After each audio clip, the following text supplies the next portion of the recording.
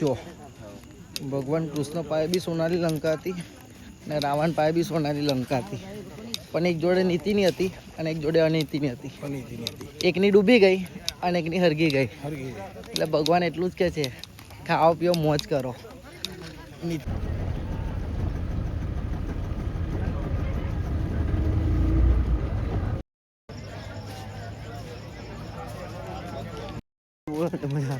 કેવું લાગે તમને પરિક્રમામાં આવીને? મને બહુ ખૂબ સરસ મજા આવી ગઈ. मुझे बहुत अच्छा लगता है. और क्या कहना चाहोगे आप? मैं उसके बारे में कुछ नहीं कहना चाहता.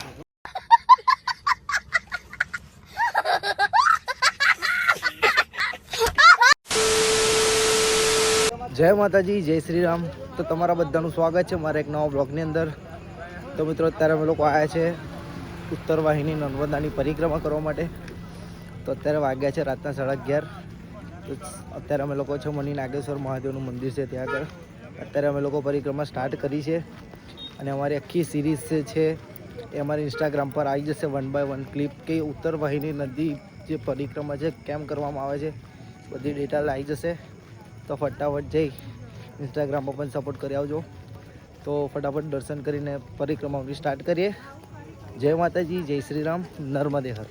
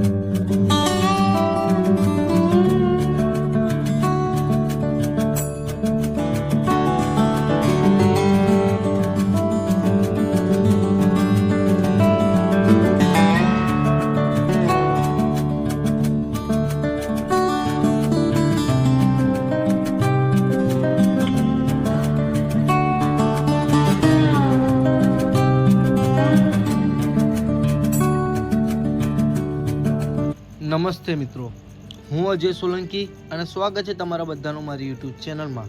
તો મિત્રો, હું આજે વાત કરીશ નર્મદા પરિક્રમા વિશે. નર્મદે હર. વિશ્વમાં નર્મદા નદી એક એવી છે જેની યુગોથી પરિક્રમા કરવામાં આવે છે. અમરકંટકથી ભરૂચ સમુદ્રના સંગમ સુધી 3000 કિલોમીટરની સંપૂર્ણ પરિક્રમા કરવામાં 3 વર્ષ 3 મહિના અને 13 દિવસનો સમય લાગે છે. પરિક્રમાવાસીઓ આ યાત્રાને અનોખી અને રહેવાના રહસ્યોને સાક્ષાત્કાર ગણવામાં આવે છે.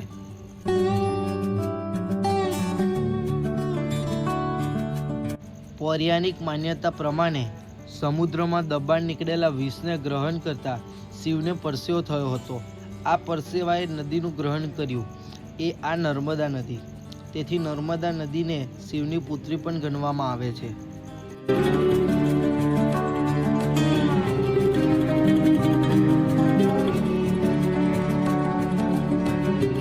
ધાર્મિક મહત્વ ધરાવતી નર્મદા નદીની પરિક્રમા કરતા 3 વર્ષ 3 મહિના અને 13 દિવસનો સમય લાગે છે. તે દરેક ભક્તો માટે શક્ય હોતું નથી. માટે હું આજે તમને એવી પરિક્રમા વિશે વાત કરવા જઈ રહ્યો છું જે માત્ર એક જ દિવસના સમયમાં આ પરિક્રમા કરી શકાય છે અને તેનું અંતર 22 કિલોમીટર છે. અને કહેવાય છે કે આ પરિક્રમા 3 વખત કરવાથી તમે નર્મદાની આખી પરિક્રમા એટલે સંપૂર્ણ પરિક્રમા કરીએ બરાબર કહેવામાં આવે છે.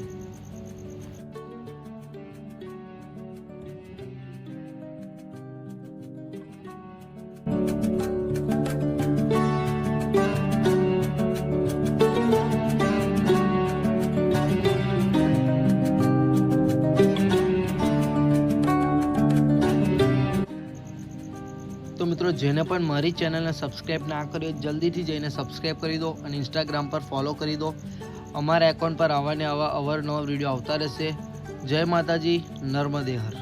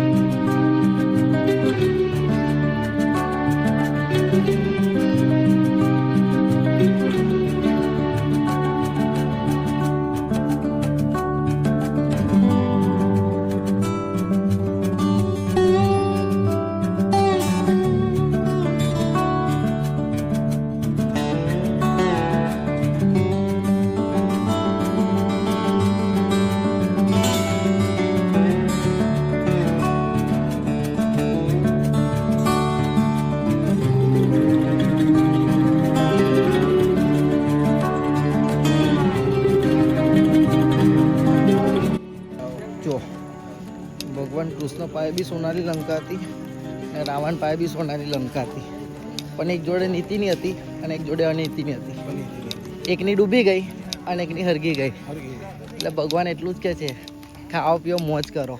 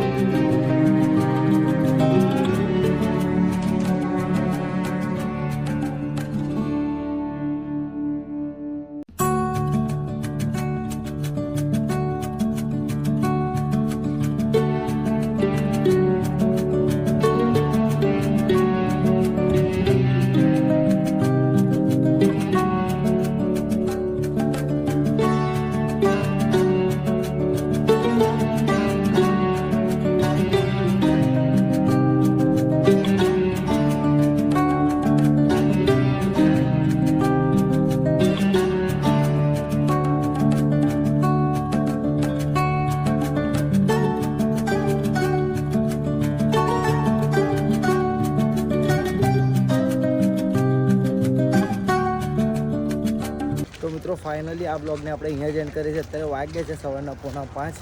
તો બ્લોગ કેવો લાગ્યો મને કોમેન્ટ સેક્શનમાં કહેજો. અને હવે થોડો સમયમાં તમારા માટે નવા બ્લોગ લાવતા રહીશું.